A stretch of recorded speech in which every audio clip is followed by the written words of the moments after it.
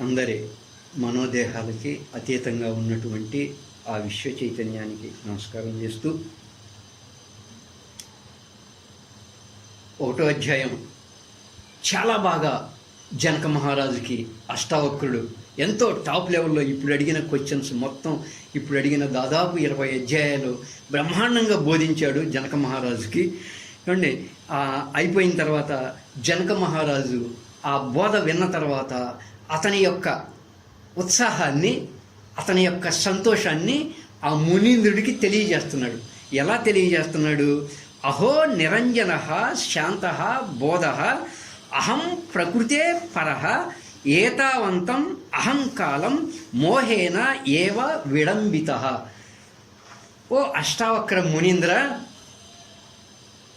మీరు చెప్పినటువంటి ఈ బోధ విన్న తర్వాత ఆశ్చర్యకరమైనటువంటి ఒక భావాన్ని పొందాను నేను. ఏమండి, ఎంతో ఆశ్చర్యంగా ఉంది, నాకు ఎంతో ఆనందాన్ని అనుభూతి పొందా నేను మీరు చెప్పినటువంటి ఆ బోధ విన్న తర్వాత అన్న భావంతో ఏం చెప్తున్నారయ్యా అంటే, అహో నిరంజన, నేను ఏ దోషము లేనివాడిగా ఉన్నాను. నిరంజన, ఏ దోషము లేనివాడిగా ఉన్నాను అంటే నేను దోషరహితుడను. దోషరహితుడను, ఏ దోషము లేకుండా ఉన్నాయి. ఈ మీరేమన్నా చెప్పగలరా? అన్నిటితో ఉంటూ కూడా ఏ దోషము లేని ఉన్నాయి మీకు చెప్పినయే. వాటిలో సూర్యుడు, అద్దం ఏమండి, అద్దం ఉంది. అద్దంలో మనం చూసుకుంటాం. మనం ఎన్ని రకాలుగాను ఇట్టంటాం, అట్టంటాం, ఎట్టగా అంటాం. కానీ మనం చేస్తున్న దోషాలన్నీ అద్దానికి అంటుతాయా? ఏమంటాం? ఏమంటే అలాగే ఒక తెర ఉంది. తెర మీద సినిమాలు ఎన్నో పడతా ఉంటాయి. సినిమాల్లో ఏడుపులు వస్తాయి, ఎన్నెన్నో జరుగుతూ ఉంటాయి. సినిమా చూస్తున్నటువంటి మనం ఏడుస్తాం, కానీ తెర మీద అంటే సినిమాలో ఉన్న దోషం తెరకంటదు, మనం చూసే ప్రతిబింబం యొక్క దోషం అద్దానికి అంటదు.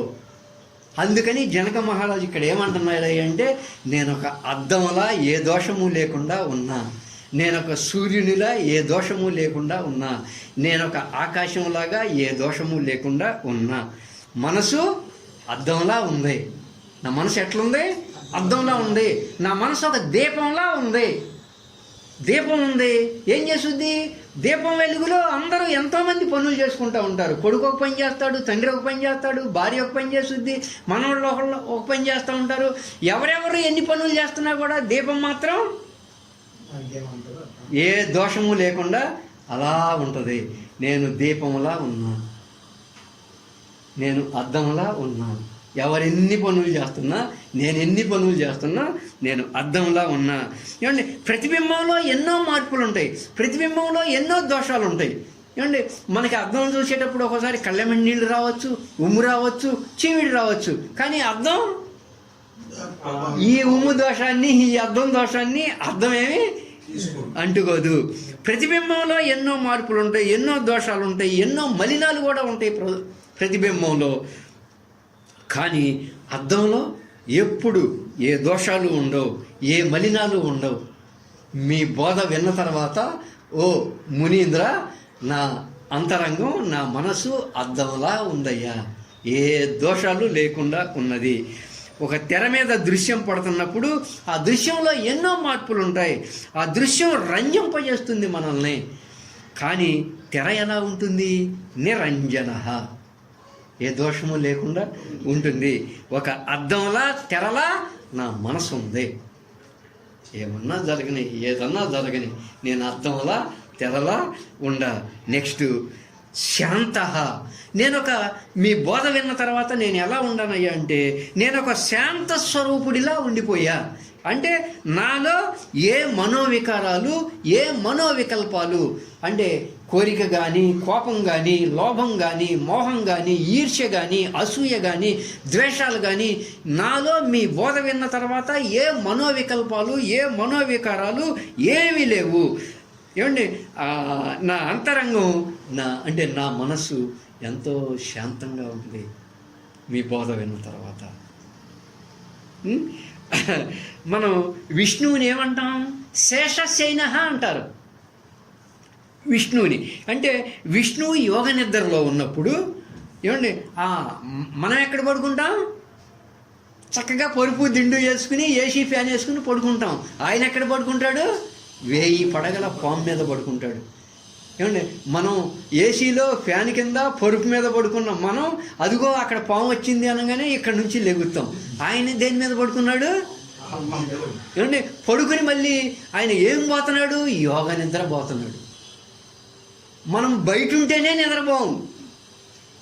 ఏమండి అంటే ఏ మనోవికారాలు ఏ మనోవికల్పాలు శేషించినప్పుడు ఆ నిద్రను అంటే ఏమీ లేవు, ఆ నిద్రని యోగ నిద్ర అంటారు. ఏమండి ఆ యోగ నిద్రను నేను పొందా అంటున్నాడు జనక మహారాజు.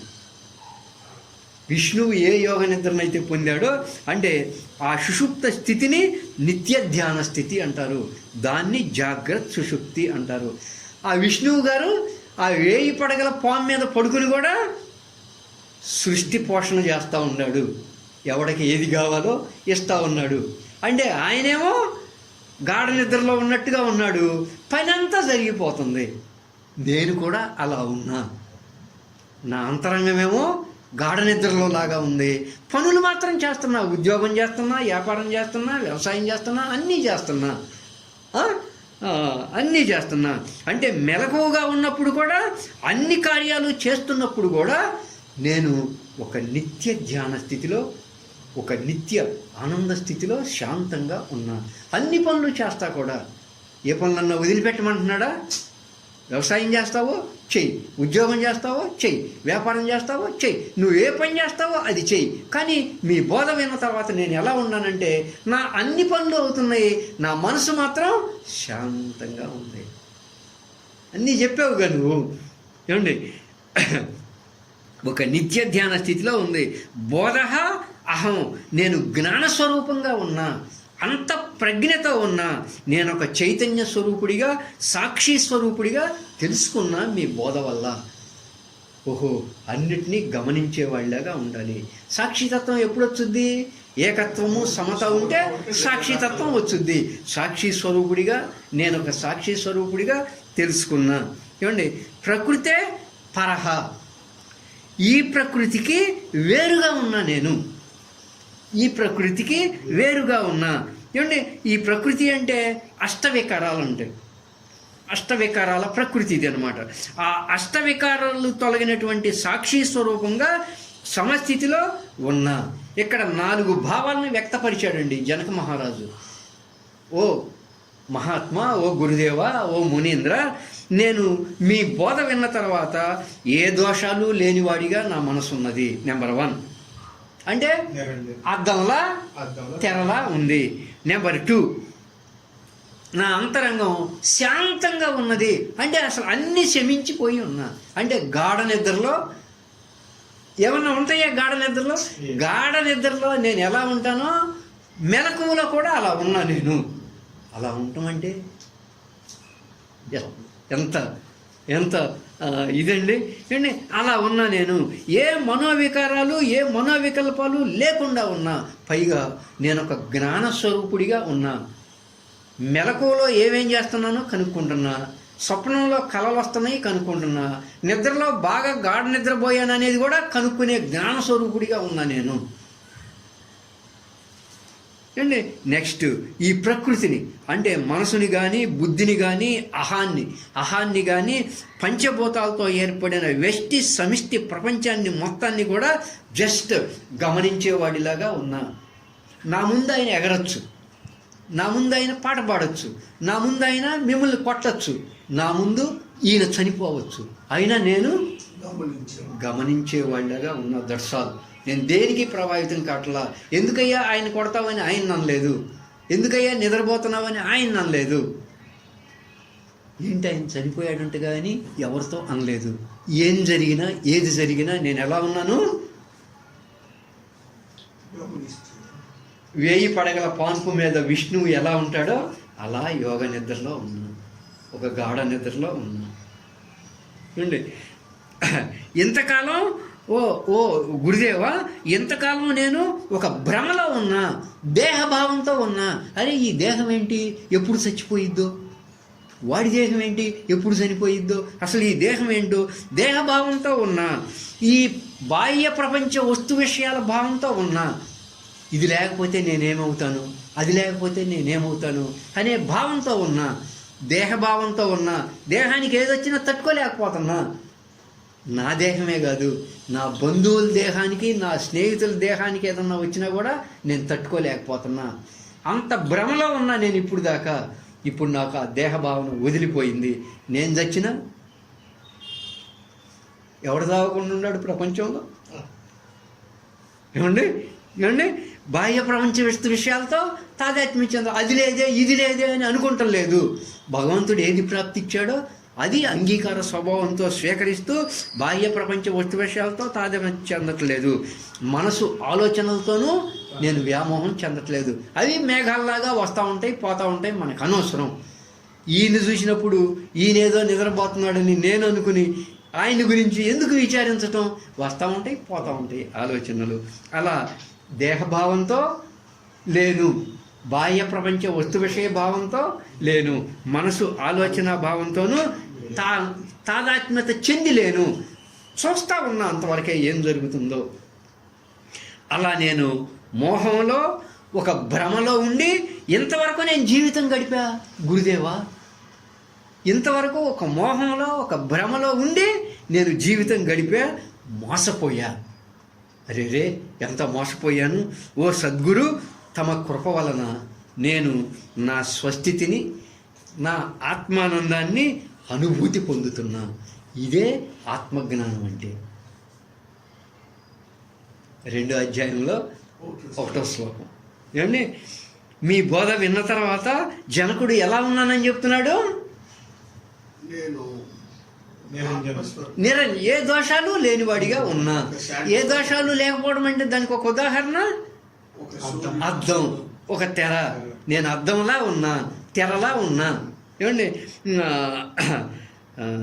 జాగ్రత్త సుషుప్తి అంటే, జాగ్రత్త అంటే మెలకువ. మెలకువలో అన్ని పనులు చేస్తూ ఉంటా. నా మనసు నిద్రపోయినప్పుడు ఎట్లుంటుందో అట్లుంటుంది. విష్ణు ఎలా పాము మీద పడుకుని నిద్రపోయాడో అలాంటి స్థితిలో నేనున్నా మీ బోధ విన్న తర్వాత. ఏ మనోవికల్పాలు మనోవికారాలు లేకుండా ఉన్నా. మునీంద్ర, నేను ఎలా ఉన్నాను ఏమండి అంటే నా మనసు కానీ బుద్ధి కానీ అహాన్ని కానీ పంచభూతాలతో ఏర్పడిన వ్యష్టి సమిష్టి ప్రపంచాన్ని కానీ నేను గమనించేవాడిలాగా ఉన్నా. That's all. చూచేవాడిలాగా కేవలం చూస్తున్నా, అంతవరకే. వాడు ఎగురుతున్నాడు చూస్తున్నా, వీడు గెలిచాడంట చూస్తున్నా, వీడు ఓడాడంట చూస్తున్నా. నాకెందుకు?